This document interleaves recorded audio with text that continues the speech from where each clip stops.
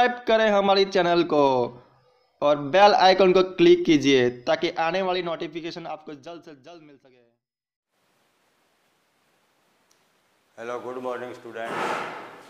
आज ये चैप्टर 5 और एक्सरसाइज 5.3 5.2 मैंने पहले करवा दी।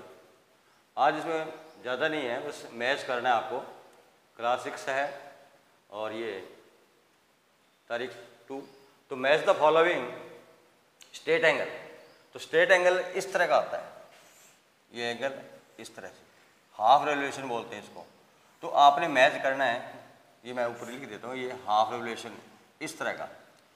तो स्ट्रेट एंगल आप इसमें से मैच करना है, कौन सा है, 1/4 है, यानी कि मोर देन हाफ रेवोल्यूशन। ये तो नहीं हो सकता है क्योंकि ये मोर है। ऊपर है लेस देन 1/4, यानी कि राइट एंगल से कम। फोर्थ एंगल का मतलब 1/4 होता है राइट एंगल, तो इससे लेस वो भी नहीं होता।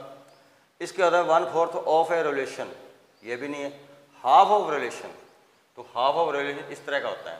तो ये मैच किसके साथ हो जाएगा, जो फर्स्ट पार्ट है वो सी के साथ मैच होगा। राइट एंगल, राइट होता है 1/4 रेवोल्यूशन, 1/4 रेवोल्यूशन। तो आप इसमें से ढूंढ के लिखोगे, उसके साथ मैच करना है। लेस देन 1/4 ये नहीं हो सकता, मोर देन हाफ, हाफ से ज़्यादा ये हो गया।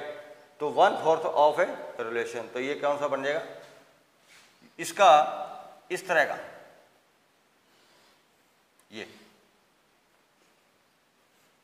ये आपकी घड़ी होगी, ये आपका राइट एंगल होगा। तो यहाँ से ये क्या करोगे, डी से मैच करोगे, 1/4 of A revolution. Acute angle, acute angle, right angle ये हो गया, इससे थोड़ा कम, चाहे कितना भी हो, ये राइट एंगल से कम होना चाहिए। तो एक्यूट एंगल किससे, 1/4 ऑफ ए रेवोल्यूशन ये हो गया, between 1/4 and half of revolution, ये भी नहीं हो सकता। ऊपर वाला देखिए, लेस देन 1/4, यानी कि 1/4 से कम, तो ये मैच किसके साथ करेगा, इधर करेगा, ये 1/4। ऑब्टूज एंगल, ऑब्टूज एंगल इस तरह का राइट एंगल होता है, ये थोड़ा इससे राइट एंगल से बड़ा हो, थोड़ा सा ऐसे, ये हटा देना इसको। तो ये एंगल जो होता है ये ऑब्टूज एंगल होता है, यानी कि मोर देन 1/4, तो मोर देन हाफ रेवोल्यूशन ये नहीं हो सकता, बिटवीन ये नहीं हो सकता। तो 1/4 ऑफ ए रेवोल्यूशन क्या हो गया, इसके more than half of revolution, तो कौन सा हो जाएगा इसमें, ऑब्टूज एंगल। इसमें ABCD 1/4 of revolution between 1/4 and half revolution, तो बिटवीन ये आ जाएगा इसके साथ, यानी कि 1/4, ये 1/4 होता है यहाँ, और ये हाफ रेवोल्यूशन ये पूरा, यहाँ से लेके पूरा। तो इन दोनों के बीच में ये हटा देना। तो ये आपका ऑब्टूज एंगल है, यानी कि राइट एंगल से बड़ा हो और 180 डिग्री से छोटा हो, तो इसको क्या कहते हैं, ऑब्टूज एंगल है। इसके बाद आता है रिफ्लेक्स एंगल।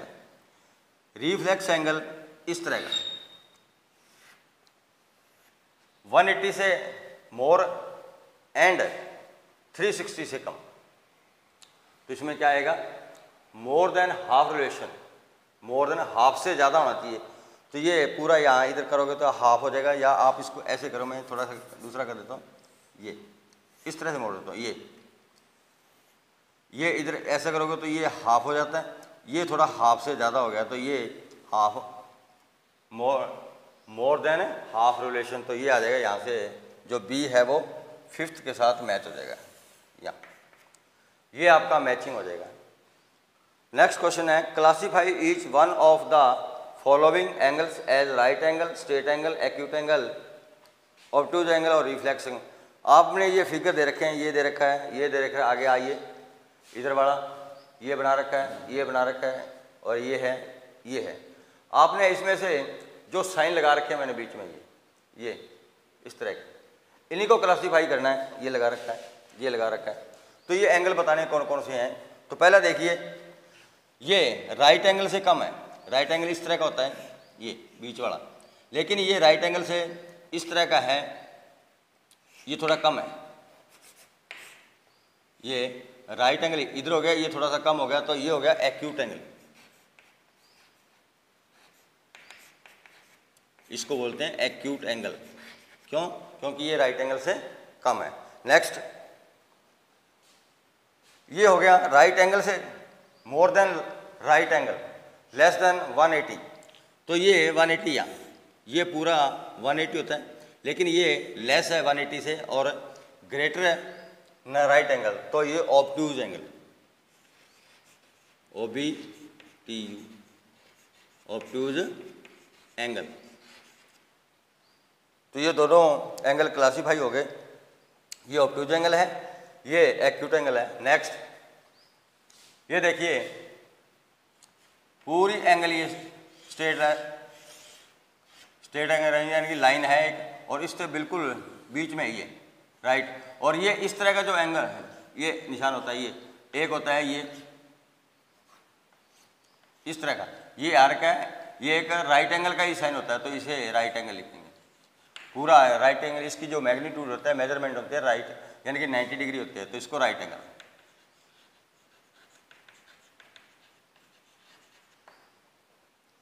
अब ये देखिए reflex angle greater than 1/2 and less than 360। तो ये राइट एंगल से भी ज़्यादा है, हाफ रिवोल्यूशन से भी ज़्यादा है, मोर है, तो इसको बोलेंगे रिफ्लेक्स एंगल।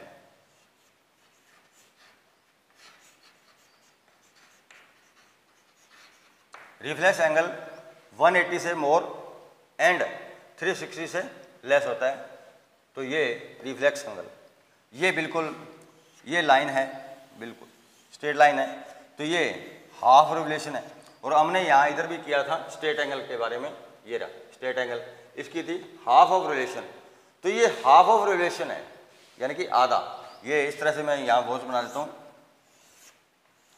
अगर ये जो हॉवर हैंड है या मिड हैंड है, स्टार्ट यहाँ से होकर पूरा यहाँ पर 6 पर आ जाती है, तो आधा रिवोल्यूशन होता है, और ये होता है स्ट्रेट एंगल। तो यहाँ पर क्या लिखोगे? Straight angle.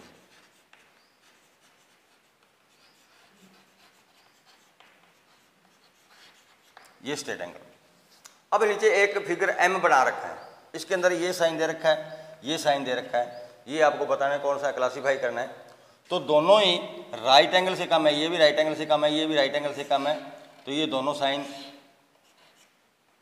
एक्यूट एंगल, क्योंकि लेस देन राइटिंग 90 डिग्री यार 1/4 लेस देन 1/4 रिवोल्यूशन, तो एक्यूट एंगल।